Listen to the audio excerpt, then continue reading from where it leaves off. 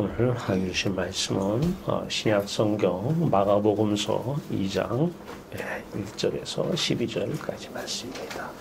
마가복음서 2장 1절에서 12절 조금은 깁니다. 천천히 한 목소리로 같이 봉독하겠습니다.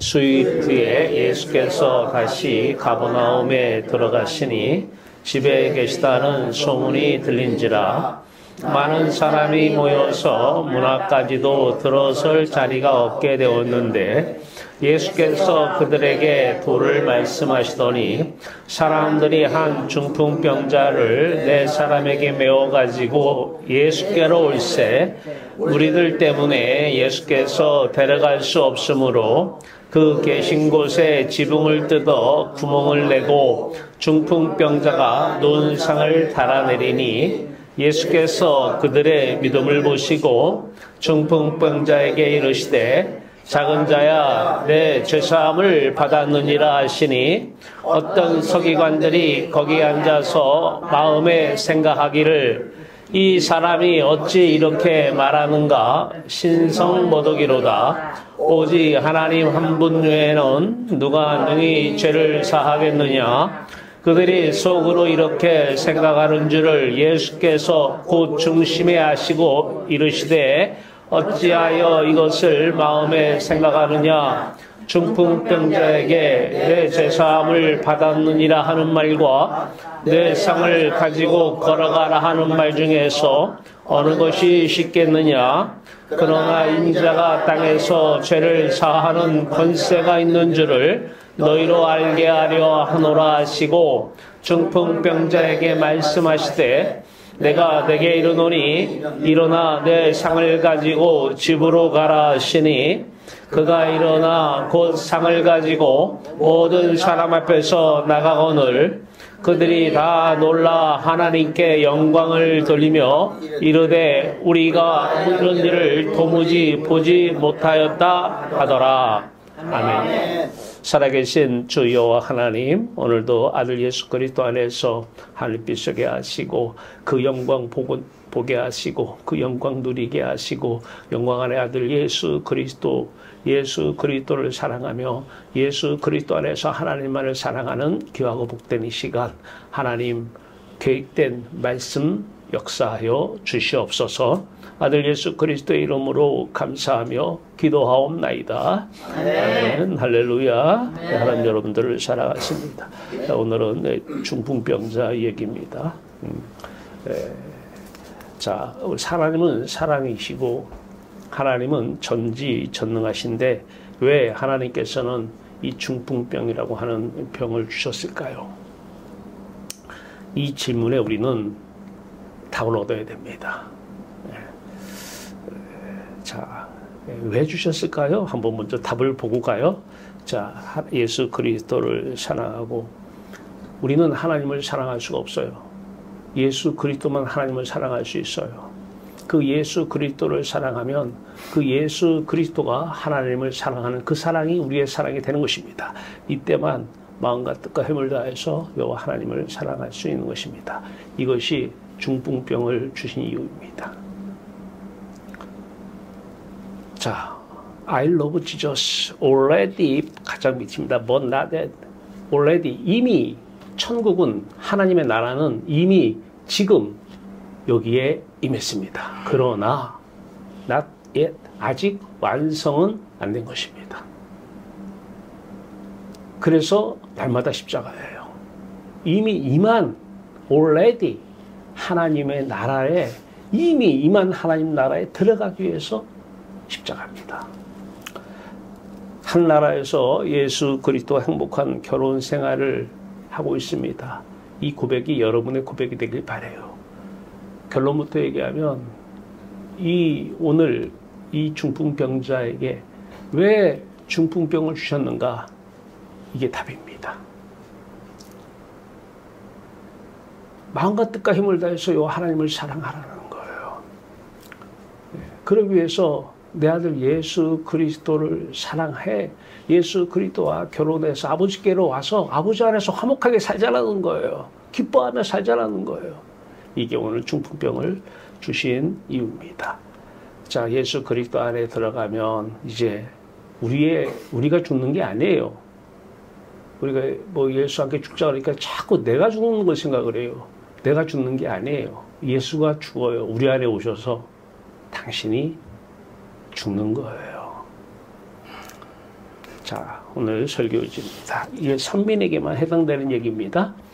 선민이 아닌 사람에게 중풍병자 예수 그리스도를 사랑, 하나님 사랑 이 얘기하면 그게 무슨 얘기인지 못 알아들어요. 선민에게만 해당되는 얘기입니다. 마음이 하나님보다 세상을 먼저 사랑한 것이 죄입니다. 이 죄 문제 하나만 가지고 있으면 성경은 다 풀어지고 삶은 뒤집어져요. 이 죄 문제 하나만 깨닫게 되면은 삶이 행복한 삶이 됩니다. 이 죄 문제가 죄가 뭐냐? 하나님보다 세상을, 하나님보다 육체를, 하나님보다 돈을 더 사랑하는 것이 죄다. 이거 하나만 알면 여러분 삶이 이제 완전 180도로 바뀝니다. 이거 하나만 알면. 자, 죄가 뭐예요? 헬라어 하마르티아, 관역을 벗어나다. 관역이 빗나가다예요. 관역은 누구예요? 여호와 하나님 한 분만 관역이 돼야 된다는 거예요. 예. 그래서 여호와 하나님 한 분만 관역이 되라는 것을 다른 말로 마음과 뜻과 힘을 다하여 주 너의 하나님을 사랑하라 이 말입니다. 요거 안 하고 있으면 다 죄예요. 요거 하나만 알면 신앙은 다 풀어져요. 자, 이 죄 문제를 먼저 해결하면 예수 그리스도와 행복한 결혼 생활, 여러분의 생활이 됩니다. 그래서 십자가는 죄사함은 죄사함 자체에 의미가 없어요. 결혼을 전제로 죄사함이 필요한 거예요. 예수 그리스도와 결혼을 해야 되기 때문에 죄사함이 필요한 것이지, 결혼 안 할 것 같으면 죄사함 받아서 뭐예요? 자, 이때 마음의 병은 100% 완치입니다. 이따가 중풍병자 다음에 이제 조현병을 가지고 오늘 같이 내려가려고 그래요. 100% 고쳐집니다. 몸의 병은 하나님의 주권하에서 하나님의 사용 목적에 따라서 회복을 받습니다. 하나님이 어떻게 쓰실 용도에 따라서 하나님께서 그 몸을 주장하십니다. 이 문제는 두 번째예요. 교리로만, 머리로만, 또 이제 학교에서 신학교 가면 교리를 가르쳐요. 이 교리로만 예수 그리스도는 나를 위해서 십자가에서 죽으셨어. 그래서 나는 죄사함을 받았습니다. 믿습니다. 이렇게 교리로만 이 죄사함을 믿고 이제 죄사함 받았으니까 죄 문제 내려놓고 그 다음에는 이제 고쳐 주시옵소서. 병 문제 해결해 주시옵소서. 저 그리스도요, 십자가요, 원수요, 거짓 선지자요, 거짓 그리스도입니다. 종교인이에요. 종교인. 자, 오늘 중풍병 본문 내용 읽었어요, 우리가. 예수님이 가버나움의 한 집에서 말씀을 전하는데 사람들이 막 떼거리로 몰려들어요. 왜냐하면 예수님이 능력을 행하시는, 기적을 일으키시는 분이기 때문에 자기들의 문제를 해결하기 위해서 몰려드는 거예요.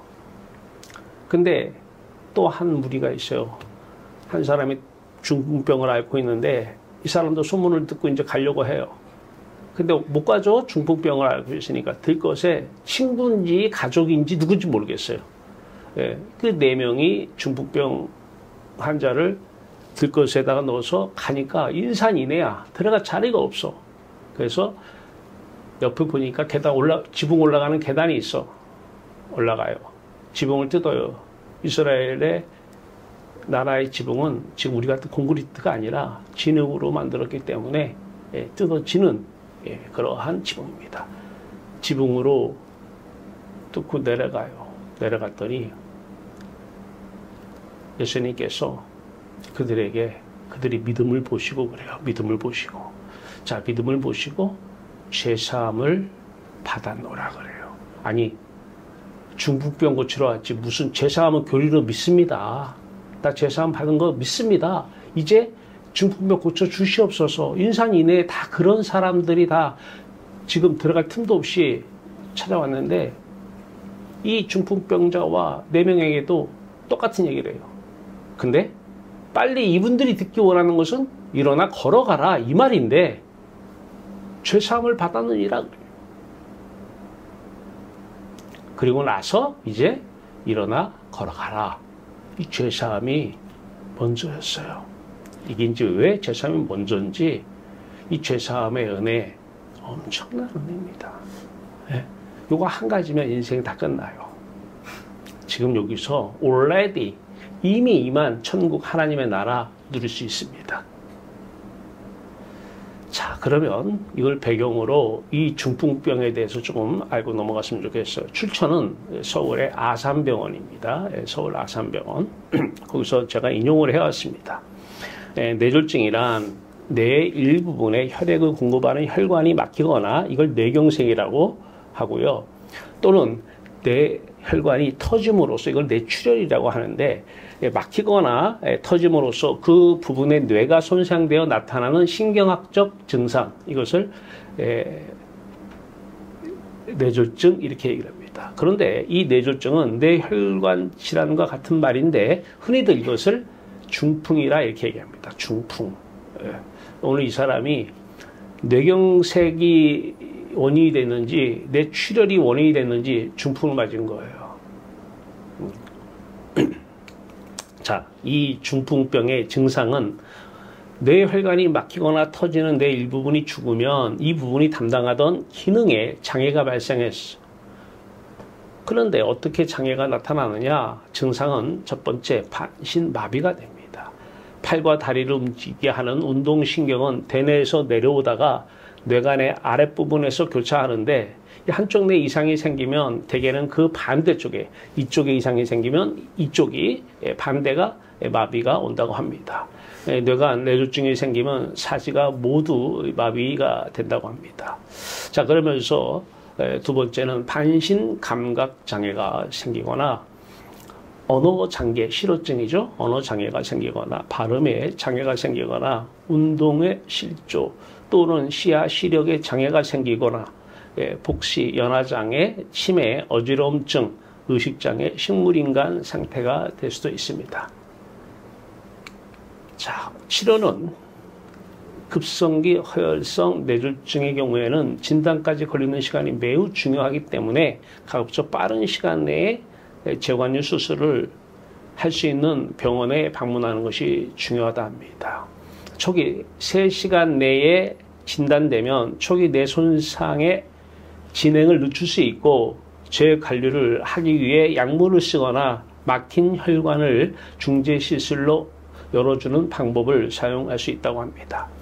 출혈성 뇌졸중은 대부분 고혈압에 의한 뇌출혈 때문에 나타나는 경우, 이 경우에는 혈압 조절, 뇌압 조절 등의 응급 치료를 한다고 합니다. 출혈성 뇌졸중 중에서도 지주막하 출혈은 반드시 수술을 해야 하고 동정맥 기형의 파열로 인한 뇌출혈이라도 수술을 해야 한다고 합니다. 자, 그러면 이 수술의 결과 뇌졸중의 합병증으로 인지기능 저하가 올 수도 있고요. 경과입니다. 실어증, 실행증, 그음장애와 같은 언어장애가 생기기도 한다고 합니다. 그러면서 이제 우울증이 생길 수 있고요. 근심, 자신감과 자존심의 결함 등의 감정적 문제가 발생하며 구강기, 연두기에 모두 장애가 있어 연화장애가 발생하기도 한다고 합니다. 서울 아산병원에서 인용한 글입니다. 주의할 사항을 얘기합니다. 다음과 같은 상황은 뇌졸중을 촉발시킬 수 있으므로 주의해야 한다고 합니다. 과도한 음주, 뭐 흡연은 당연히 포함되겠죠. 갑작스럽게 추운 곳에 노출되는 것, 심한 스트레스, 지나치게 심한 운동, 과로 탈수입니다. 뇌졸중을 예방하는 11가지 방법을 제시해 줍니다. 혈압을 조절하라는 것이고요. 담배를 피우지 말고 적당한 체중을 유지하고 더 활동적으로 생활하고 꾸준히 심방세동을 확인하고 관리하면서 일과성 뇌허혈 발작이 일어났을 때 더욱더 치료에 주의를 기울이라고 합니다. 빈혈과 같은 혈액순환 문제를 관리하고 당과 콜레스테롤을 관리하라는 것입니다. 술을 조금 마시고 저염분, 고칼륨 식사 습관을 가지라는 것입니다. 뇌졸중의 경고 증상에 주의하라는 것입니다. 자, 이것은 오늘날 의학적인 입장에서 얘기를 하는 것입니다. 의학적인 입장. 그러나 우리는 영적인 입장에서 다시 봅니다. 예, 어떻게 하면 고쳐지느냐? 고칠 수 있습니다. 하나님은 못 하시는 일 없어요. 뇌졸중, 뇌출혈, 하나님의 주권 하에서는 다 이미 계획되어 있었던 것입니다.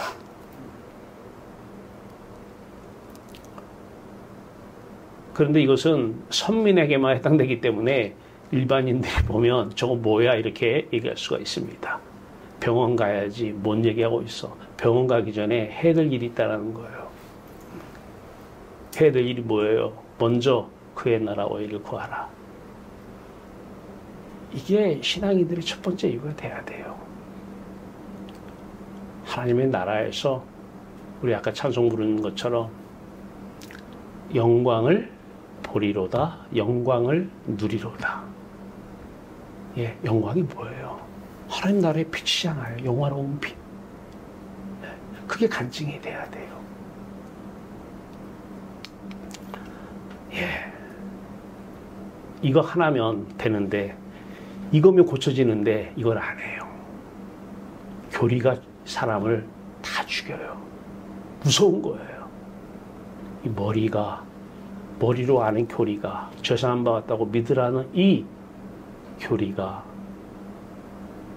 사람을 힘들게 하고 고통스럽게 하고 불행하게 만드는 거예요. 자, 오늘 문 앞에까지 모여든 많은 사람들에게 도를 말씀하시더니 그래요.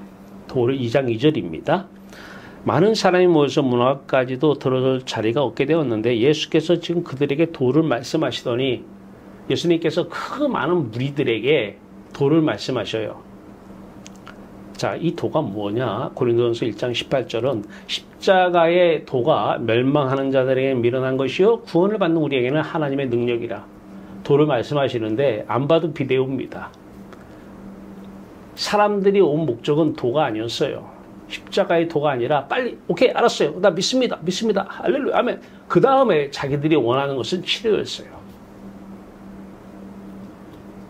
빨리 내 인생 문제, 내 건강 문제 회복이 중요하지. 그러기 위해서 십자가의 도를 말씀하시는데 아멘. 예, 아멘. 자, 중요한 거 그게 아니잖아요. 자기들 중요한 거. 다 유대인들이에요. 고린도전서 1장 22절에서 24절입니다. 유대인은 표적을 구하고 헬라인은 지혜를 찾으나 우리는 십자가에 못 박힌 그리스도를 전하니. 이 유대인들은 표적을 구해요. 병 낫기를 구하는 것이죠. 헬라인들은 지혜를 찾아요. 아마 헬라인들은 그래서 의술이나 이런 것들이 발달이 되겠죠. 우리는 십자가에 못 박힌 그리스도를 전하니. 그리스도가 오시면 그리스도만 전해요. 십자가에 못 박힌 그리스도만 전해요. 이분이 없으니까 십자가에 못 박힌 그리스도를 전하지 않는 거예요. 유대인에게는 십자가에 못 박힌 그리스도를 전하 유대인에게는 거리끼는 것이요. 그냥 십자가의 도를 지금 말씀하시니까 자신의 죽음과 부활이죠. 뭐 계속 복음서에서는 이분이 전하는 게 궁극적으로는 이 모양 저 모양으로 형태만 바뀌지 궁극적인 내용은 자신의 죽음과 부활이에요. 복음만 전하는 거예요. 근데 유대인에게는 거리끼는 거예요. 알았어요. 아멘. 알았어요. 빨리 넘어가고요. 그 다음. 예, 거리끼는 것이요. 이방인에게는 미련한 것이로되 오직 부르심을 받은 자들에게는 이게 지금 부르심 받은 자들 오늘 들것에 매인 중풍병자와 들것을 가지고 간 4명 부르심을 받은 자들입니다. 이 부르심을 받은 자들에게는 이들이 유대인이든 이들이 헬라인 이방인이든 그리스도는 하나님의 능력이요 하나님의 지혜이니라.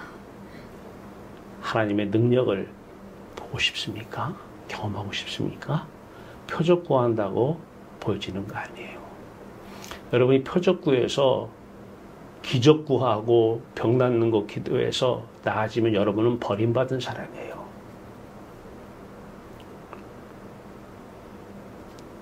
그런데 부르심을 입은 자들에게는 그리스도는 하나님의 능력이요 하나님의 지혜니라. 그러니까 죄사함 얘기하시고 일어나 걸어라 말씀하신 거예요. 이에 예수께서 제자들에게 이르시되 누구든지 나를 따라오려거든 자기를 부인하고 자기 십자가를 지고 나를 따를 것이니라. 마태복음 16장 24절에요. 나를 따라오려거든 따라오라는 거예요. 오라, 이게 핵심이에요. 오라 오려거든. 근데 내 십자가가 너희 십자가가 돼야 된다는 거예요. 내 자기 부인 사건이 너희들의 자기 부인 사건이 돼야 된다는 거예요. 우리가 나를 내려놓거나 부인 안 돼요. 그것은 내가 중심이에요. 우리는 예수 그리스도가 죽는 것이지 내가 죽는 게 아니에요. 내가 무엇을 부인하는 게 아니에요. 예수 그리스도의 부인 사건이 내 사건이 되는 것입니다.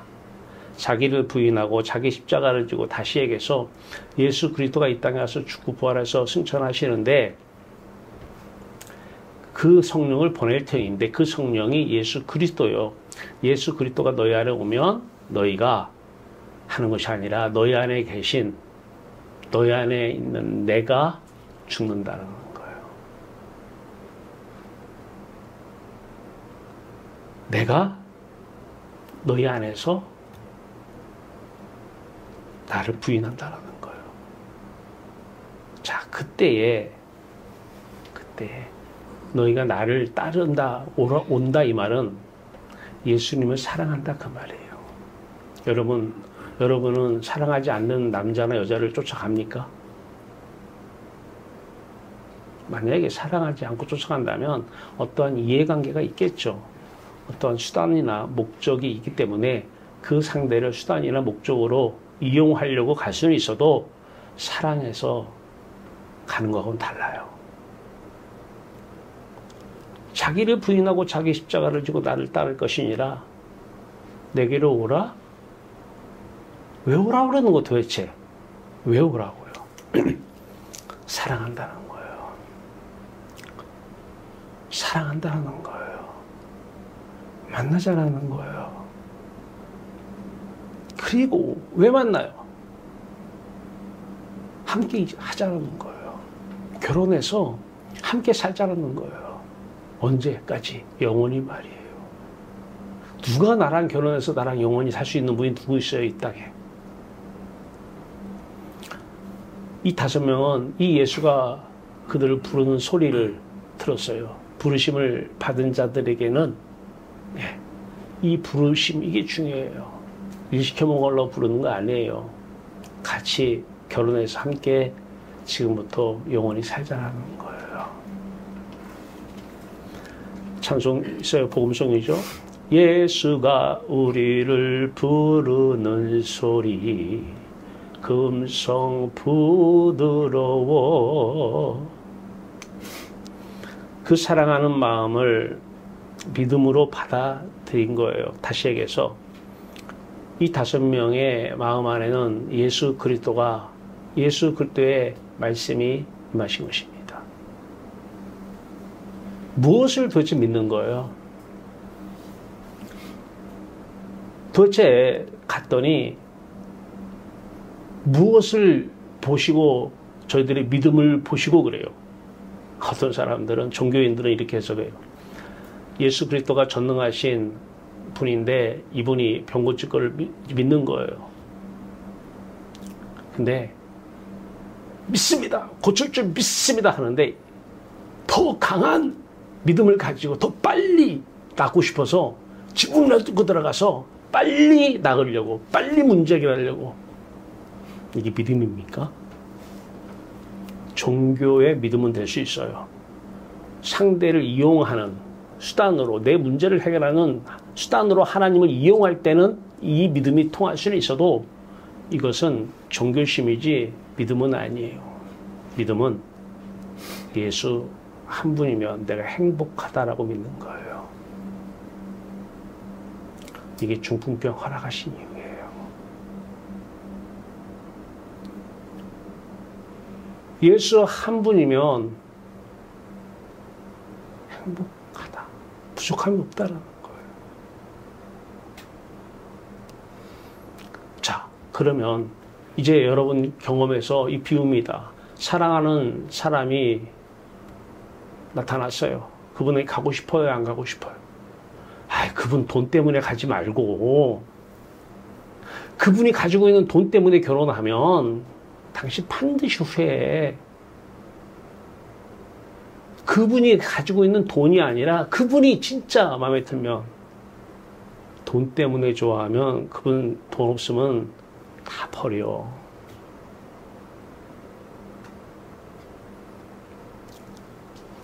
예수의 능력이 아니라 예수 그 자체, 예수 그분이 1차적 목적이 돼야 돼요. 사람끼리도 그렇잖아요. 누구한테 이용당하면 기분 좋아요?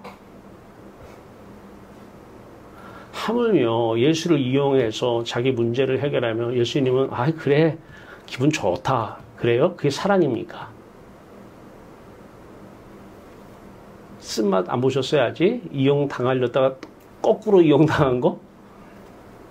대부분의 사람들이 사람을 만나는 데는 이용하려고 만나는 거예요. 뭐라고 얘기해서 뭐라고 갔다가 아니라고 합리적 근거를 제시해도 다 이용하려고 수단으로 만나는 거예요. 도구로 만나는 거예요. 그래서 기다리는 거예요. 언젠가는 내가 너 만나는 목적이 이루어지겠죠. 기다리는 거예요. 그건 믿음이 아니에요. 예수님, 하나님은 우리의 이용 도구가 아니에요. 신앙은 하나님 자신이 좋아야 돼요. 예수 그리스도 자신이 좋아야 돼요. 이것만 신앙이에요. 갖다 붙이면 안 돼요. 너무 보고 싶은 거예요. 너무 만나고 싶은 거예요. 빨리 가고 싶은 거예요. 그래서 지붕을 뜯는 수밖에 없어요. 그 많은 인산인해 많은 무리들 여러분 사랑해봤잖아요. 만나고 싶으면 엄마가 아무리 말려도 온갖 핑계를 다 대면서 가서 만나잖아요. 앞에 장애물이 아무리 많아도 내가 좋아하는 사람 만나려면 그 장애물 다 헤쳐나가면서 만납니다. 그런 경험 해보셨잖아요. 똑같아요. 그 많은 사람들 혼자라면 뿌리치고 들어갈 수 있어도 중풍병자가 어떻게 들어갑니까? 빨리 보고 싶은 거예요. 그 마음을 본 거예요. 그게 믿음이에요. 그걸 믿음은 그래서 행동으로 나타나요. 여러분이 예수님 입장에 대해서도 여러분 예수님 입장에 대해서 어휴 나 때문에 내 능력이 있다니까 날 이용하려고 덤벼도 수많은 무리들 보고 기쁘겠어요. 너 나 하나 사랑한다고 빨리 오려고 하는 사람 보고 기쁘겠어요. 여러분 한번 예수님 입장에 한번 서보세요. 누가 기쁘겠어요?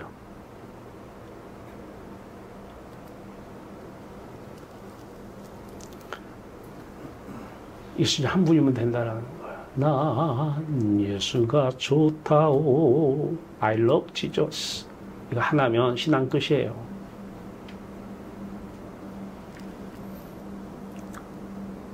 이게 목표가 돼야 돼요. 그러면 마음의 병은 100% 완치입니다. 죄사함 받으면 그리스도의 마음을 품고 살기 때문에.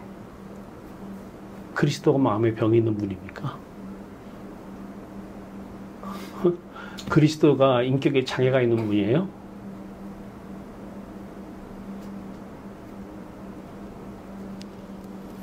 그리스도가 뭐 실어증 걸리고 그리스도가 앞에서 얘기하는 많은 우울증 걸리고 그리스도가 우울증 걸리는 거 봤어요? 그건 그리스도가 아니죠.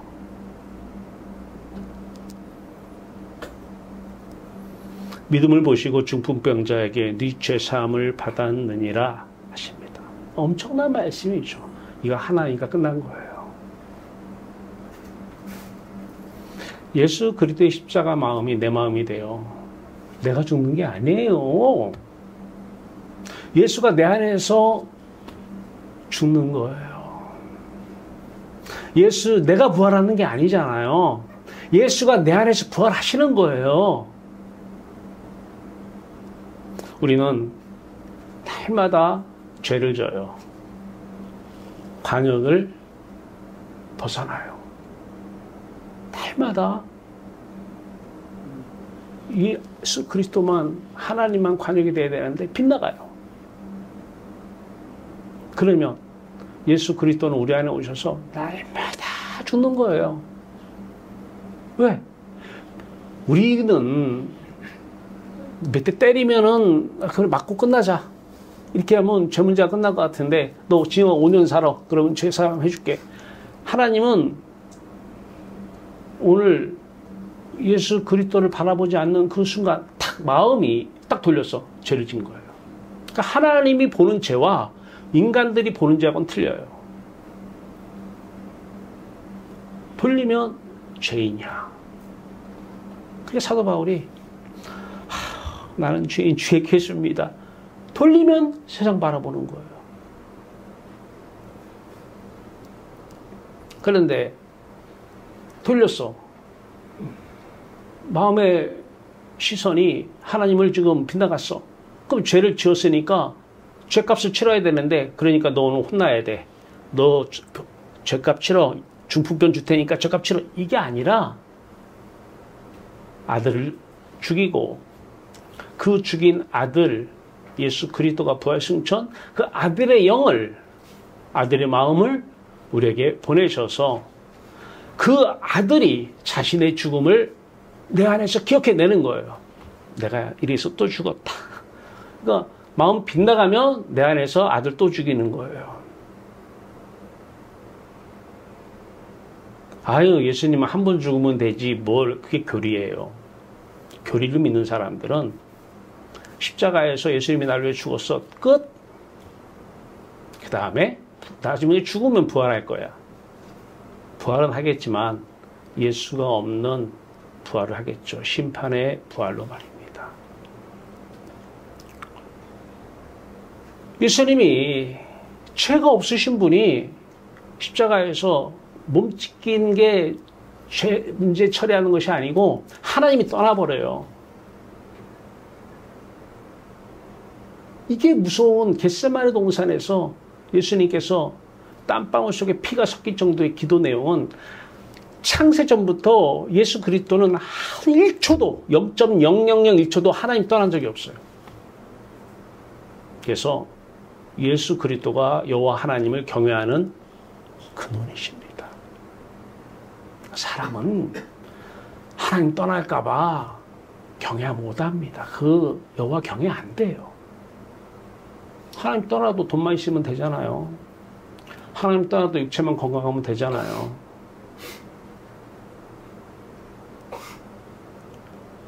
이 하마누티아 관역을 빗나가는 이 죄 문제를 처리하기 위해서 예수님은 내 안에서 자신은 죄가 없는데 죄값, 여호와 하나님이 떠나는 영적인 죽음, 죄값을 치릅니다.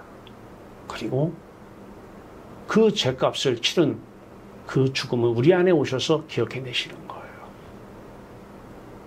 내가 죽는 게 아니에요. 내 안에 예수 그리스도가 와서 자신의 죽음을 생각해내는 거예요. 내 입장에서는 안에 와서 죽으니까 꼭 내가 죽은 것처럼 그래서 함께 죽었다 이렇게 얘기하는 것이죠. 교리로 십자가를 믿는 사람들은 이 예수 그리스도가 내 안에 오셔서 자기의 2000년 전 사건을 기억해내지 않기 때문에 머리로만 믿어요. 예수가 내 죄를 위해서 십자가에서 달려 죽었어. 나는 죄사함 받았어. 죽으면 천국 가. 그래서 부활만 얘기해요. 근데 오시면 사랑하니까 오시면 증거가 계시예요. 보이는 거예요. 그분이 자신의 죽음을 기억해내서 나와 함께 아버지께 가자는 거예요. 우리가 사랑해야 할 대상은 창세전부터 아버지 한 분이시고 아버지 한 분만 경외하기 위해서 내가 아버지를 경외하는 그 자리에 인간을 창조해서 놓은 거예요. 그게 인간 창조의 목적입니다. 유일한 목적이에요. 여호와 하나님을 경외하라.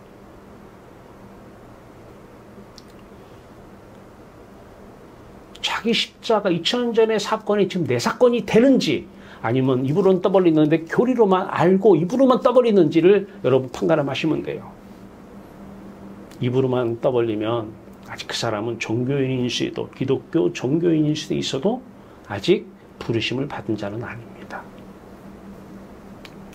이때 인자가 땅에서 죄를 사하는 권세가 있는 줄을 너희로 알게 하려 하노라 하시고 중풍병자에게 말씀하시되 내가 내게 이르는 일어나 내 상을 가지고 집으로 가라 하시니 하나님이 주권하여서 이 중풍병자에게는 중풍병 회복이 이미 하나님 안에서는 계획되어 있었던 것입니다. 가서 중풍병자가 병 낫게 해 주시옵소서. 이거 기도했겠어요? 그래 알았다. 내가 너 낫게 안 하려고 그러는데 네 기도대로 낫게 해줄게. 네 믿음을 보고 해주시옵소서. 믿습니다. 이 믿음 강한 믿음을 보고 해줄게. 그랬겠어요? 아니요. 이미 중풍병자가 세상에 태어나기도 전에 예수님은 이 중풍병자가 어떻게 태어나고 이 중풍병자가 어느 과정을 거쳐서 지붕을 뜯고 내 앞에 온다는 것도 다 알고 계셨어요.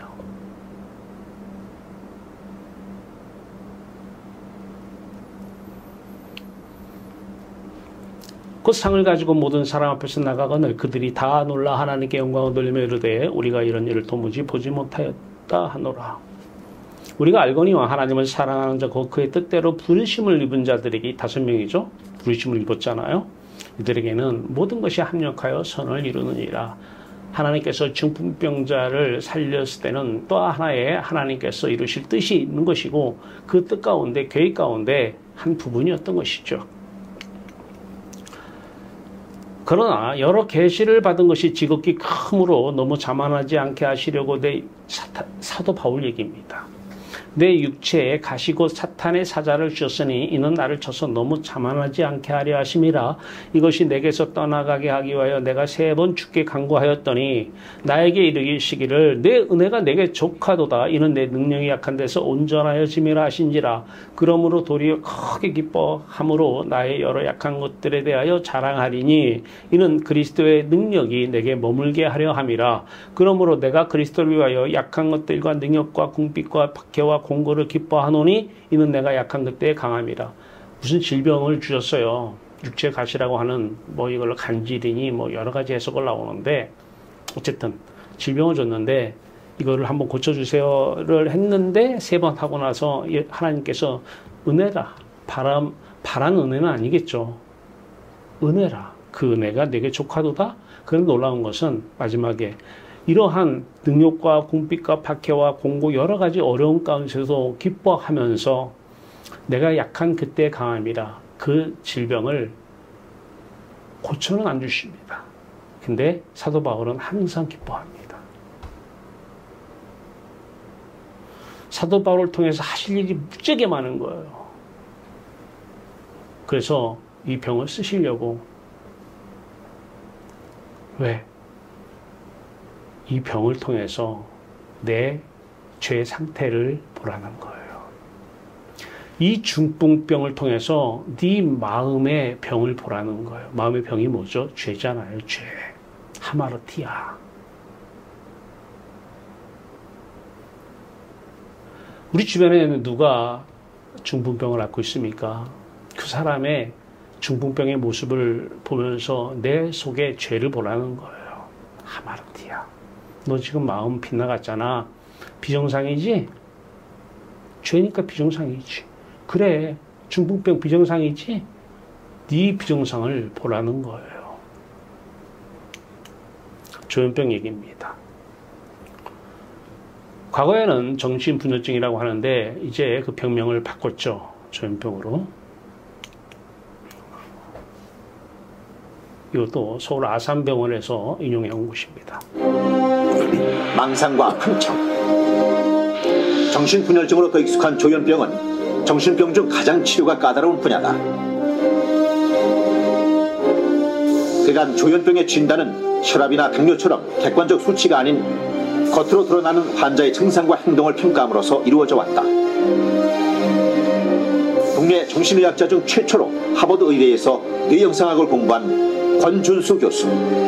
그는 MRI, PET, EEG 등 뇌영상학적인 방법으로 뇌를 관찰, 조현병이 뇌의 손상과 관련이 있는 뇌질환임을 밝혀가고 있는 선구자다. 제6회 아산의학상 임상의학 부문 조현병의 병태 생리를 과학적으로 밝히다. 서울대 의대 정신과학교실 권준수 교수.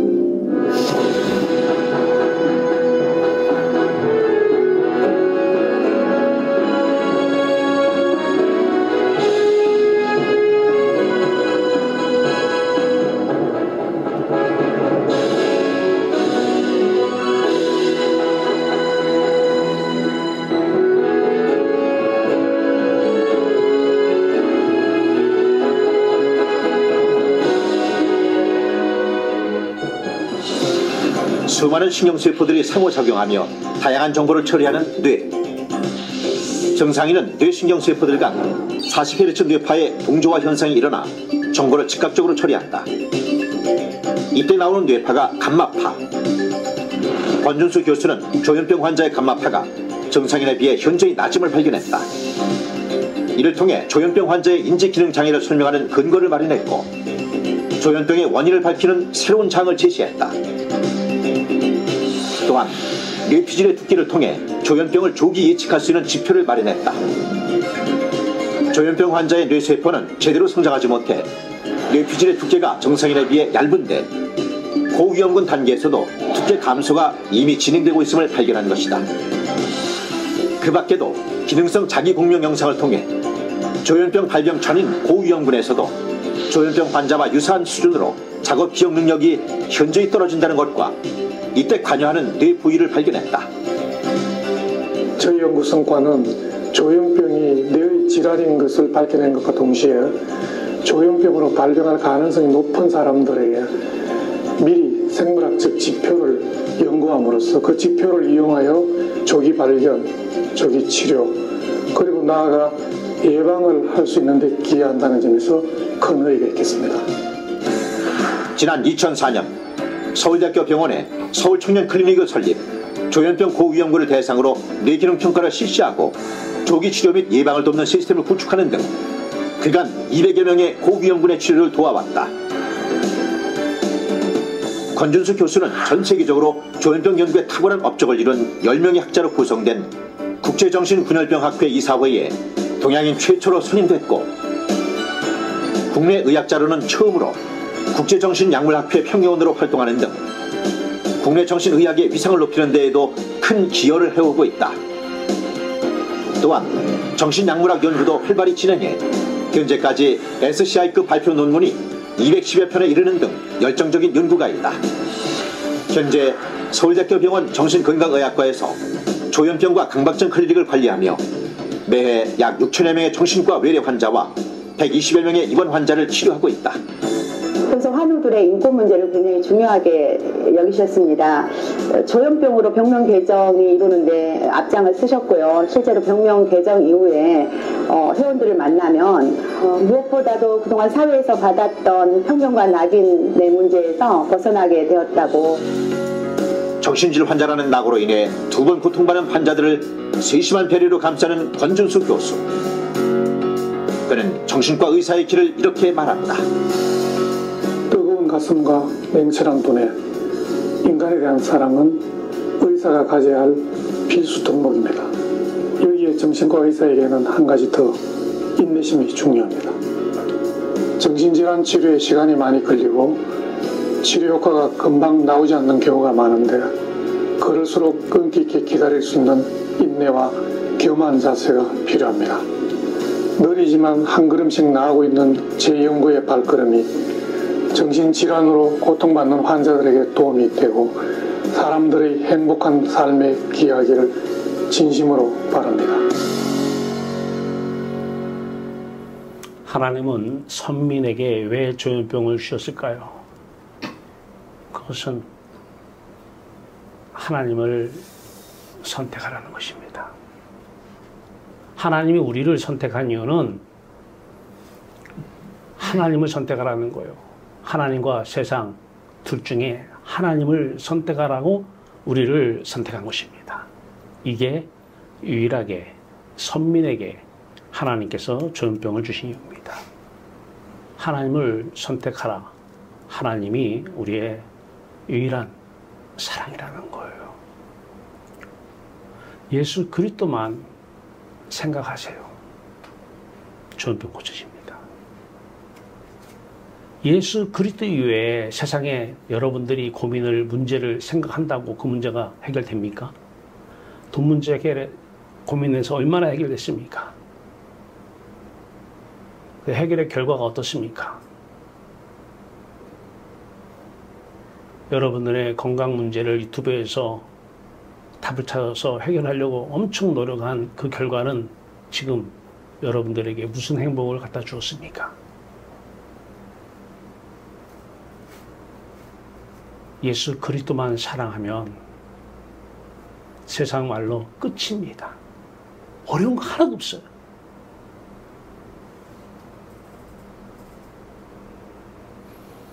예수 그리스도와 세상 둘 중에 무엇을 선택할래? 오늘 조현병은 예수만을 선택하라고. 그러면 그 조현병은 자동적으로 치유가 된다고. 왜냐하면 예수 그리스도는 조현병을 앓는 분이 아니에요. 사람의 마음은 알 수 있어요. 예수 그리스도의 마음에는 조현병이 없어요. 그래서 100% 치유가 된 것입니다. 그리고 예수 그리스도는 하나님의 능력이십니다. 하나님의 계획 안에서 하나님이 쓰실 목적하에 따라 하나님의 주권적 섭리 가운데 그 병도 치유받습니다. 은혜 위에 은혜입니다. 이거 하나면 됩니다. 죄 문제를 처리 안 하면 십자가만이 죄 문제를 처리하는데 우리 보러 죽으라는 것이 아니에요. 내 안에 계신 예수 그리스도가 자신의 죽음을 기억해내면 되는 거예요. 하나님 아버지는 하늘문을 아들 예수 그리스도 때문에 여십니다. 근데 그분이 우리 안에 계시잖아요. 사랑하기 때문에. 그래서 우리는 하늘의 영광 안에 들어가고 하늘의 영광을 보고 하늘의 영광을 누릴 수 있는 것입니다. 언제요? 지금 말입니다. 출처 서울 아산병원에서 조현병과 관련된 내용들을 인용해 왔습니다. 조현병 정의는 조현병은 10대 후반에서 20대의 나이에 시작하여 그러니까 10대 후반이나 20대의 나이에 많이들 걸린다고 합니다. 만성적 경과를 보이는 정신적으로 혼란한 상태를 말하며 현실과 현실이 아닌 것을 구별하는 능력의 약화를 유발하는 뇌 질환입니다. 아까 중풍병도 뇌의 문제잖아요. 뇌 혈관이 막히고 뇌 혈관이 터지는 뇌 문제고 이 조현병도 뇌 질환입니다. 이 질환은 100명 중 1명이 걸리는 흔한 질환이라고 합니다. 5천만 명이면 50만 명이 지금 걸려 있다는 거예요. 50만 명이. 모든 계층의 사람이 걸릴 수 있고 남녀의 발병 빈도도 비슷하고 원인은 아직 정확히 밝혀지지는 않았는데 최근 학계에서는 아까 건준수 박사가 뇌 기질적 이상을 발견했잖아요. 그러면서도 이분도 그런 얘기를 해요. 첫째, 유전적 원인이다. 둘째, 생물학적 원인, 뇌의 신경 전달 물질과의 문제, 생물학적 원인. 세 번째, 이 상태에서 환경적 요인, 스트레스를 갑자기 받는다거나 왕따를 당한다거나 이러면 조현병이 발병한다는 것입니다. 이 세 가지 주요 원인을 얘기합니다. 한번 구체적으로 보겠습니다. 조현병의 원인은 명확히 밝혀지지 않았으며 생물학적 소인과 아까 뇌에서 뇌 문제 발견했잖아요. 이 생물학적 소인과 환경의 상호작용에 의해 이런 상태에서 환경적으로 누구한테 왕따를 당하거나 상처를 깊게 받거나 강한 스트레스를 받아버리면 발병이 된다는 것입니다.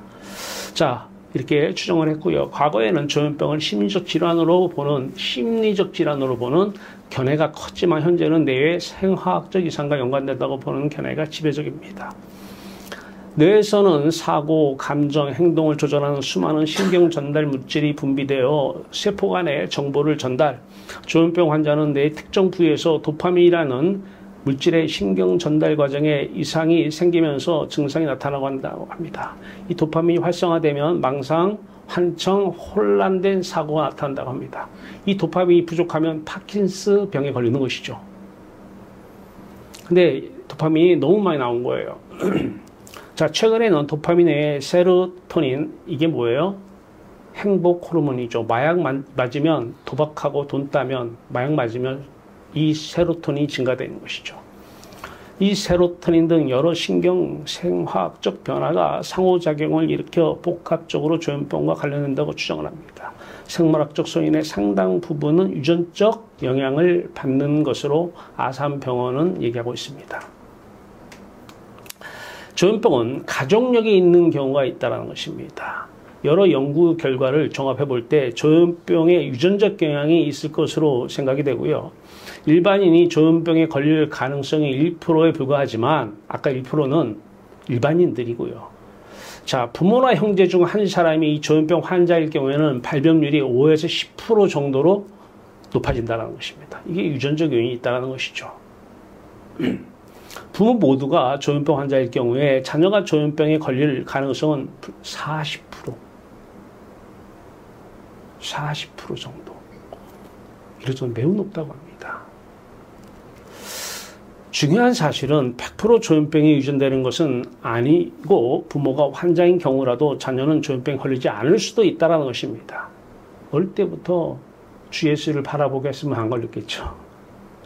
하나님께서 뭐 걸리게 할 이유가 없는 것이죠. 조현병 자체가 유전된다기보다는 쉽게 병에 걸릴 수 있는 소인이 유전된다는 것으로 생각이 됩니다. 아까 생물학적 요인이죠. 여기에 환경적 요인이 더해지면서 조현병이 발생한다고 합니다. 환경적 요인은 친구에게 상처를 받는다거나 부모에게 큰 스트레스를 받는다거나 이래버리면 이제 발병이 생긴다는 것입니다. 자, 조현병은 어떤 증상이 있는가? 조현병의 발생은 서서히 진행이 되는 것이고 주된 증상은 망상입니다. 망상. 뒤에서 쭉 얘기했지만 망상에 4가지가 있죠. 피해망상, 과대망상, 관계망상, 애정망상. 그 다음에 환각, 환청. 그 중에 환청. 남 못 듣는 걸 듣는 거예요.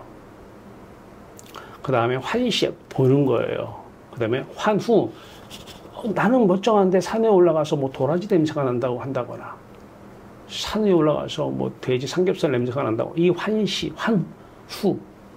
그 다음에 와해된 언어, 횡설, 수설화 등 와해된 언어가 주요 증상으로 나타난다고 합니다. 한편 이상한 말과 행동.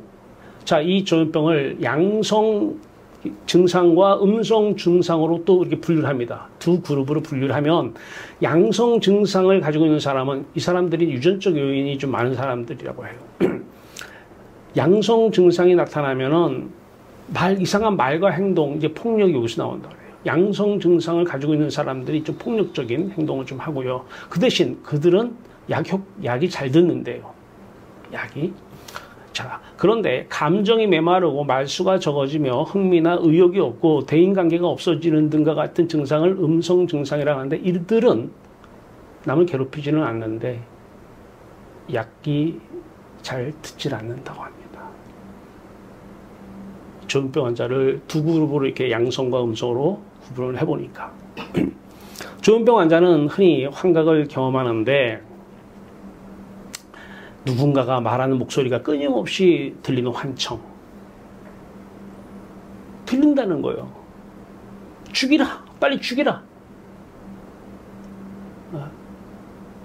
뭐 먹어라! 들린다는 거예요. 아무도 없는데. 우리는 알죠? 누가 그러는지. 자, 실제 존재하는 대상이 존재하지 않는 대상이 보인다는 거예요. 환시. 본다는 거예요. 보이는데 어떡하냐는 거예요. 질병 초기에 환자들은 놀라고 당황하지만 시간이 지나면서 이런 환각 현상을 사실로 받아들여야 된다. 자, 이걸 병식이라고 하죠. 병식. 병에 대한 내가 인식을 해야 되는데 이 인식을 안 하면 난 병이 없는데 왜 그래? 예, 이러면 좀 이제 곤란하죠. 이 중에서 환청이 가장 흔한 증상이고 환자는 다른 사람이 듣지 못하는 목소리를 듣고 그 내용은 환자에게 행동을 지시하거나 뭐해 들었다는 거예요. 분명히. 행동을 간섭하고 행동을 비평하고 네가 그래도 살래? 죽어라. 죽어. 네가 그렇게 살래? 비평하고 또는 사람끼리 주고받는 소리처럼 대화도 하고 어떤 환자는 이런 환청과 대화를 하기도 하는데 환자가 혼잣말로 중얼거리는 것처럼 보이기도 한다는 것입니다. 서울 아산병원에서 인용을 한 내용입니다. 그리고 전혀 근거가 없는 잘못된 믿음과 이게 믿음이 여기서 나와요. 잘못된 믿음은요, 조현병을 심하게 합니다. 종교심이 바로 여기 들어가는 것이죠. 잘못된 믿음과 신념을 갖고 있는 것을 망상이라고 하는데 망상은 환각과 함께 조현병의 가장 특징적 증상이라고 하는 것입니다. 주위에서 객관적으로 일어나는 일을 자신과 연관시켜 개인적인 특별한 의미를 부여하고요. 객관적인 일을 자기하고 다 관계를 시켜요. 관계망상이죠. 나를 감시하고 누가 나를 감시하고 있다. 나를 해치려고 한다는 거예요. 몰래카메라가 나를 지금 다 찍고 있다는 거예요. 나를 조종한다고 느끼는 피해망상. 그러니까 그 사람들 보면 저 사람 저렇게 하는 이유가 다 나를 해치고 나를 피해 주려고 저렇게 한다는 거예요. 피해망상. 이 모든 우울증이나 조현병이나 조울증이나 양극성 장애, 조울증 이런 것들의 가장 핵심은 불안이에요. 불안증. 이건 그들의 모든 사람들의 가장 핵심이에요. 불안증. 나를 조종한다고 느끼는 피해망상, 내가 전지전능한 신이나 초능력자라는 과대망상, 내가 구세주라고 하는 종교망상이 이러면 이제 사이비가 나오는 거예요. 내가 구세주야 라고 하는 종교망상이 자주 나타난다고 합니다. 망상은 합리적인 설득이나 논쟁으로 쉽게 교정되지 않습니다. 그들에게 합리적으로 설득을 하거나 논리적으로 얘기한다고 해서 그들이 설득되지 않는다는 것입니다. 네 번째, 조현병 환자는 혼자만의 생각에 사로잡혀 있어서 다른 사람의 말에 귀를 기울이지 못하는 경향이 있고요. 대화를 나누면서 상황의 적절한 것과 적절치 못한 것을 가려내지 못하고 타인의 의향을 제대로 파악하지 못하며 엉뚱한 얘기를 불쑥불쑥 꺼내 쉽게 산만해지고 이 얘기했다 저 얘기했다. 집중을 못합니다. 이걸 이제 와해된 언어가 와해 다 부스러졌다는 거예요. 와해된 언어. 사고가 조직화되어 있지 않고 모호하며 사고가 적절하게 연결되지 않으므로 이야기의 핵심을 파악하기 어렵습니다. 무슨 얘기를 하는지 핵심이 없어요. 대화 중에 주제가 갑자기 다른 것으로 바뀌기도 하고요. 조현병 환자는 상황에 맞지 않게 심각하거나 싶은 말을 하는 상황에서는 막 웃고 남이 웃을 때는 혼자 울고 부적절한 이 감정을 표현합니다. 감정이 메말라서 감정 표현이 없고 기쁘거나 슬프다는 정상적인 감정 표현을 잘하지 못하고 무표정해지기도 한다는 것입니다. 이에 따라서 치료 얘기입니다. 병원에서의 치료. 조현병의 치료는 크게 약물 치료와 정신 치료로 구분되고 급성기에는 이제 초기에 시작되면은 이게 만성기 가기 전에 급성기가 오는데 이때 가장 위험하다고 하죠. 급성기에는 약물 치료가 가장 중요하며 이를 통해 증상의 상당 부분을 호전시킬 수가 있다고 합니다. 약물 치료는 스트레스에 민감한 조현병 환자를 스트레스 영향을 덜 받도록 보호하는 작용을 하고 이는 재발을 방지하는 데 중요한 역할을 한다고 합니다. 조현병의 가장 무서운 것은 재발이죠. 재발. 예. 재발이 가장 무서운 거죠. 일반적으로 사람들이 항정신성 약물에 대해 잘못 이해하는 부분이 많은데 의존성이 생기는 것은 아닌가, 단지 진정시키거나 잠을 자게 하는 약은 아닌가, 약을 복용하면 바보가 되는 것은 아닌가 등과 같은 의문을 품는 경우가 많다고 합니다. 항정신성 약물은 의존성이 없는 약물이고 단순한 수면제나 안정제는 망상, 환청과 같은 조현병 증상에는 효과가 없다고 합니다. 그러니까 아니라는 거예요. 향정신병 약물은 조현병 증상을 목표로 하여 사용되는 치료제라는 것입니다. 약을 복용할 경우 초기 부작용으로 어눌한 동작과 발음이 나타날 수 있다고 합니다. 하지만 이는 일시적인 현상일 뿐이며 결코 바보가 되는 것은 아니라고 합니다. 최근에는 음성 증상에도 효과가 있고 동작이 둔해지는 것 같은 부작용이 적은 우수한 약물이 개발되고 있고 국내에서도 이런 약물의 사용이 증가되고 있다고 합니다. 조현병은 약물 치료뿐만 아니라 다각적 치료를 시행해야 된다고 하면서 아산병원에서는 치료 방법을 다음과 같이 얘기를 합니다. 개인정신치료. 개인정신치료는 환자의 전반적인 문제를 정신과 전문의와 상담하면서 현재 부딪히고 있는 여러 문제를 해결하는 치료. 정신과 전문의는 환자의 경험, 생각, 느낌을 이해하고 공감적 관계를 바탕으로 환자의 왜곡된 생각을 교정하는 데 도움을 준다고 합니다. 근데 여기서 이제 가족이 나와요. 조현병 환자의 가족이 힘들죠. 그런데 이 가족도 치료를 좀 받아야 된다고 합니다. 가족 치료는 조현병 환자의 가족이 겪는 고통과 어려움을 상담하는 것이고 가족 구성원에게 조현병에 대한 이해를 높임으로써 환자에게 지지적이고 협조적 환경을 만들어 주어 조현병의 재발률을 줄일 수 있다고 하는 것입니다. 위기 상황에 처했을 때 적절한 대처 방안을 찾아 위험한 상황을 슬기롭게 해줄 수 있게끔 해준다고 하고요. 이게 가족 치료의 목적이고 집단 정신 치료가 있습니다. 이것은 다른 복지센터에서도 그룹홈이라고, 제가 보건복지대학원을 가르치니까 이 그룹홈을 하는 분들이 많이 있습니다. 근데 그 중에서 이 집단 정신 치료 그룹홈이 있죠. 우리나라에 100여 개가 있는 걸로 알고 있습니다. 자, 이 집단 정신 치료는 대개 적은 수의 환자들, 보통 한 6에서 12명 정도와 한두 명의 치료자가 함께 참여하여 이루어진다고 합니다. 치료의 초점은 다른 사람과의 대인관계를 경험하면서 또는 자신의 말과 행동에 대한 다른 사람의 반응을 보면서 이전까지 왜곡되고 비적응적이었던 대인관계의 행동을 고치는 것에 있다고 합니다.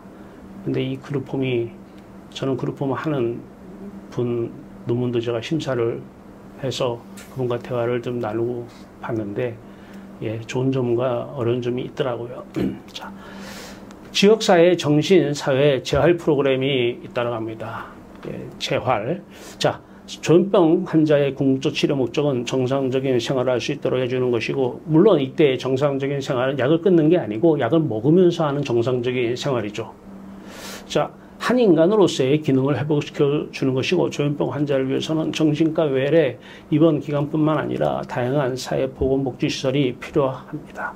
정신사회 재활 프로그램은 돌봐줄 가족이 없는 환자에게 가족 대신 주거와 관리를 대행해 주는 주거시설, 정신사회 재활 훈련을 전문적으로 담당하는 정신과 납병원, 어른들 낮에 다니면서 이렇게 낮 시간 보내는 그 뭐죠? 그 이름 잊어버렸는데, 요양원이 아니고 요양원과 비슷한 거, 그런 것처럼 관리를 대행해주고 환자의 능력 수준에 맞게 일할 기회도 주고 그런 고용제도, 직업이 없는 환자를 위하여 직업훈련을 시키는 직업훈련 프로그램 등이 있다고 합니다. 자, 5번째, 입원 치료. 이거에 대해서 요즘 정부가 상당히 관여를 하고 있죠. 입원은 정확한 진단, 일관성 있는 약물 치료, 환자의 자해 및 타인에 대한 난포 행동으로부터 보호하는 것인데, 기본 생활적 욕구에 대한 제공을 위해 필요. 최근 경향은 무의미한 장기 입원을 피하고 가능한 한 빨리 지역사회로 복귀하는 것입니다. 많은 사람들을 힘드니까 갖다 입원시켜버리는데 이것을 정부에서 법을 바꿨죠. 그래가지고 가능하면 장기 입원 못하게 합니다. 그랬더니 이제 아까 그 권준수 박사 이런 분들은 이것을 또 문제로 삼아요. 적절할 때에 약을 투여해야 되는데 그러지 못하니까 참 이러면 이래서 저러면 저래서 답이 없죠. 당연히 답이 없겠죠. 자, 주의사항. 환자는 환청이 있을 때 환청에서 들리는 목소리와 대화를 주고받거나 환청에서 시키는 대로 행동을 하는데, 환자는 주위에 사람이 없는데도 혼자서 중얼거리거나 뚜렷한 이유 없이 혼자서 웃고 울고 주위가 산만하고 어떤 생각에 몰두하여 말을 걸어도 즉시 답을 하지 못한다고 합니다. 환자가 환청을 느낄 때에 우리가 좀 관심을 가져야 될 내용이에요. 다음과 같이 좀 대처를 하라는 것입니다. 지금 무슨 소리가 들려? 질문을 해보고 환청에 대해 구체적으로 좀 물어보고, 지금 네가 하는 말은 상식적으로 말이 안 돼라며 환자의 행동에 대해 따지지 말라는 거예요. 그럼 말이 안 된다는 얘기를 왜 해? 안 되니까. 지금 중풍병 환자나 조현병 환자의 특징이 뭐예요? 자기 의지대로 안 된다는 거예요. 자기 생각대로 자기가 힘써서 될 것 같으면 무슨 병입니까? 안 되니까. 자기가 지금 환청을 들으려고 듣는 것도 아니고 보려고 보는 것도 아니고 안 되니까 보고 듣는 거 가지고 야 그거 틀려, 그 말은 아니야, 이렇게 하지 말라는 거예요. 음악을 듣거나 TV를 보도록 하여서 주의를 다른 곳에 집중시켜주고 응급 상황일 때는 약을 추가로 먹게 하거나 치료에게 도움을 요청하거나, 절대 비웃거나 놀리는 말투, 설득하거나 유혹하는 말투를 사용하지 말라는 것입니다. 자, 아산병원에서 인용을 해왔는데요. 저는 많은 부분을 동의하고요. 이것 또한 하나님께서 다 쓰시려고 주신 것이고, 근데 중요한 것은 조현병을 앓는 분이, 아까 그 중풍병 앓는 분 그 자리에 조현병을 앓는 분을 놓으면은 왜 조현병을 하나님께 주셨는지 답이 나옵니다. 예수를 사랑하는 것입니다. 조현병 앓는 사람이 세상 일반 사람보다 더 죄를 많이 짓거나 더 악하지가 않아요. 오히려 그들이 더 성품이 착한 경우도 많습니다.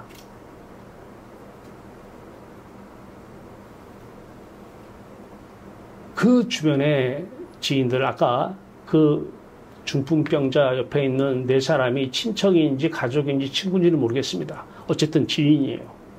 조현병을 앓는 사람 주변에 가까운 가족도 있을 것이고 지인들이 있을 것입니다. 그들에게도 해당되는 얘기입니다. 중풍병자 그 사람만 죄사함을 받으라, 이렇게 하나님께서 은혜를 주시지 않습니다. 그 4명 또한 너희들이 그들의 믿음을 보고 그들이 모두 다 부르심을 받고 예수 그리스도와 결혼을 하게 되었던 것입니다. 내가 무슨 죄가 있어서 내 가족의 조현병을, 아니요, 아무 관계 없습니다. 그 조현병 환자 한 분을 통해서 하나님은 그 가족들, 지인들을 구원하기로 하십니다. 구원이 뭡니까? 예수님만을 사랑하는 것이 구원입니다. 세상 사람들은 예수를 사랑한다고 구원받다고 믿고 이제는 몸을 사랑하고 돈을 사랑하고 세상을 사랑합니다. 그래서 그것이 이루어지면 구원받았다고 합니다. 그건 구원이 아닙니다.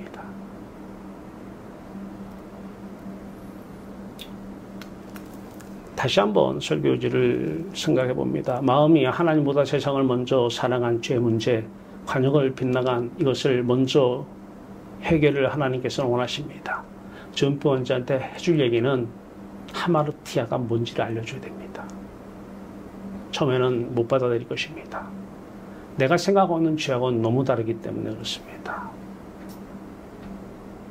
그 죄를 인식하지 못하면 그 다음은 진행이 안 됩니다. 그 죄를 죄로 깨달으면 성령이 오십니다. 그분이 예수 그리스도요, 그분이 자신의 죽음을 내 안에서 기억해 내십니다. 조현병 치료됩니다. 예수님은 지금 오라는 것입니다. 조현병 환자도 오고 그 가족들도 내게로 오라는 것입니다. 너희들의 마음이 세상에 있지 않느냐라는 것입니다. 너희들의 마음이 세상에 있으면 그것이 죄라는 것입니다. 좋은 일도 나쁜 일도 관계없습니다. 하마르티아, 관역은 예수 그리스도 한 분만 관역이 되어야 된다는 것입니다. 어거스틴 얘기 새겨집니다. 죄를 죄로 아는 것이 최고의 복음이라는 것입니다. 그렇지 않으면 십자가는 교리로만 합니다. 복음은 복된 소식이요 복 자체입니다. 조현병은 예수 그리스도를 사랑하면 예수 그리스도가 내 안에 와서 사십니다. 그분은 항상 기뻐하고 항상 추구하시는 분입니다. 마음의 병은 100% 완치됩니다. 몸의 병은 하나님의 주권적인 섭리하에서 하나님의 사용 목적에 따라 이 사람은 낫게 하시고 저 사람은 사도 바울처럼 내 은혜가 내게 족하도다 쓰시려고 병 보면 내 마음을 보는 거예요. 내 마음의 병은 질환 사도 바울에게 임한 그 질환을 힘들어 내 안을 보는 거예요. 하나님이 나한테 주신 엄청난 은혜라는 걸 깨닫습니다. 내 눈에 누가 띕니까? 중풍병자가 보입니까? 조현병 환자가 보입니까? 내 마음을 보라는 것입니다. 죄를 죄로 알라는 것입니다. 죄가 뭡니까? 예수 그리스도 위에 딴 데 눈 돌리는 게 죄입니다. 예수 그리스도를 사랑하면 그분이 와서 사십니다. 중요한 거는 그분만 하나님을 사랑해서 그분 안에 하나님이 와서 사십니다. 이분이 성령이십니다. 이제는 내가 사는 것이 아니라 내 안에 누가 산다고요? 그리스도가. 그리스도는 조현병 환자 아닙니다. 내 안에 그리스도가 사는 것이요. 또 한 번 더 들어가면 내 안에 그리스도 안에는 누가 사십니까? 하나님 아버지가 사십니다. 성령으로. 사랑한다는 거야, 하나님은. 그 그림이 바로 이 그림입니다. 여러분 마음, 육체가 있죠? 지금 맨 오른쪽에? 여러분 마음 있죠? 마음 안에 누가 계십니까?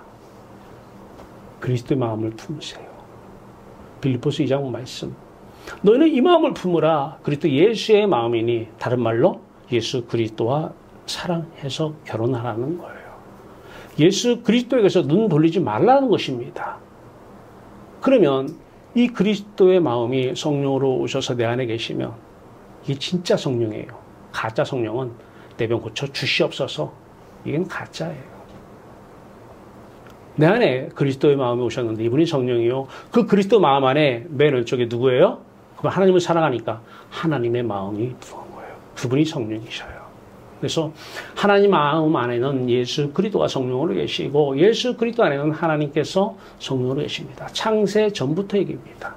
아버지요. 내가 아버지 안에 있는 것 같이 저희들도 다 하나가 되어 우리 안에 있게 하여 주시옵소서.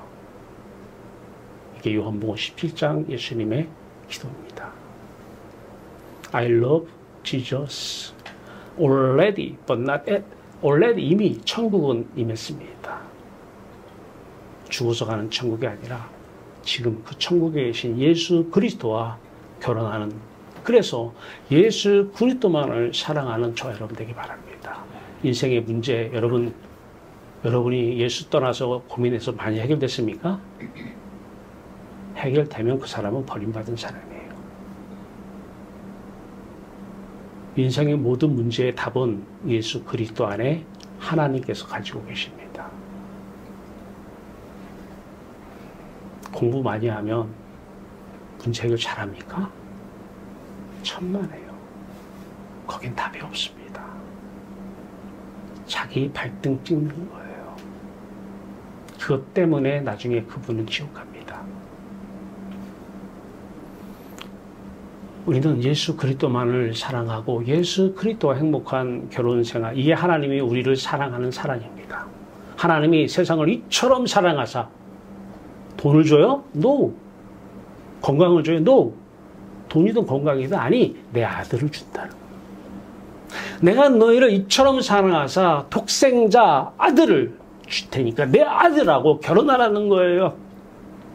근데 내 아들이 들어가야 되는데 죄가 있어서 내 아들이 십자가에서 죽었고 내 아들이 너희 안에 들어가서 자신의 죽음을 기억해내는 자기 부인, 자기 십자가, 예수 그리스도의 부인 사건, 내 부인, 예수 그리스도의 십자가, 내 십자가가 돼서 하늘문이 열리고 하늘의 영광을 보고 예수 그리스도의 영광을 보면서 예수 그리스도의 마음이 성령으로 오셔서 사시는 저 여러분들이 바랍니다. 조현병은 100% 고쳐집니다. 선민에게만 해당되는 얘기입니다. 권준수 박사님이 이 유튜브를 볼 수도 있겠죠? 그러면 저는 얘기합니다. 선민이면 선민들은 주 예수 그리스도만 바라보면 100% 고쳐진다고. 예수 그리스도는 자기의 죽음을 우리 안에서 재현해내십니다. 내가 죽는 게 아니에요. 예수가 오셔서 죽는 거예요. 조심해야 될 게 있어요. 거짓 그리스도들, 거짓 선자들이 일어나 십자가는 교리로만 믿으면서 큰 표적과 기사를 보여 할 수만 있으면 택하신 자들도 미혹하리라. 마태복음 14장 24절 위험해요. 기도해 준다고요? 응답 안 된 게 복입니다. 거짓 그리스도, 거짓 선지자입니다. 그 사람 머리로는, 교리로는 십자가 믿는다고 합니다. 거짓입니다. 조현병 100% 고쳐집니다. 하나님은 왜 조현병을 주셨습니까? 예수께 돌아오라고. 왜 가족 중에 조현병 환자를 주셨습니까? 우리를 이처럼 사랑하사 그 모습을 보면서 내 마음의 병을 보라고. 병은 뭐예요? 죄죠. 마음의 죄를 보라고. 그래서 함께 예수가 우리를 부르는 소리, 그 사랑의 음성에 함께 응답하여 이것저것 따지지 말고 그 인산인의 많은 무리 다 제쳐놓고 그 사람들은 표적과 기사를 보려고 많이 왔지만 그 사람들과 어울리지 말고 그 사람들 말 듣지 말고 예수 그리스도만 사랑하겠다고, 감사하다고, 그래서 고맙다고. 그래서 예수 그리스도와 영원히 함께 신랑 신부로 살겠다고. 그것이 조현병을 주신 하나님 우리를 향한 사랑이요. 그 뜻이 이루어지면 내 안에 그리스도가 사시고 사시면 조현병은 떠나가는 것이고 하나님이 그 사람을 통해서 그 가족을 통해서 이제 세계 만방에 우리나라만 50몇 명 있다니까 그 50만 명의 선민이 몇 명인지 몰라도 그들에게 병원만 가지 마. 병원도 물론 하나님이 쓰시는 도구이지만 먼저 해야 될 일이 있어. 그의 나라, 예수 그리스도의 나라 먼저 구해. 그것만을 사랑하고 그것만 행복한 결혼 생활, 그 안에 영원한 기쁨이 있어. 이 하나님의 놀라운 사랑의 음성을 십자가의 도를 통해서 전하는 저 여러분 됐으면 좋겠습니다. 기도합시다. 우리 하나님, 특별히 누가 더 죄가 있어서 조현병을 주신 건 아니잖아요. 그 한 사람을 통해서 그 옆에 있는 가족들, 지인들을 예수 그리스도만 사랑하는 사람들을 만들려고 그 수많은 무리들을 제쳐놓고 중풍병자와 그 4명의 사람들을 살린 것처럼 하나님 이러한 놀라우신 은혜를 우리에게 주심을 감사합니다. 여호와 하나님만 사랑하는 복된 성도들 되게 하여 주시옵소서. 아들 예수 그리스도의 이름으로 감사하며 기도하옵나이다. 아멘.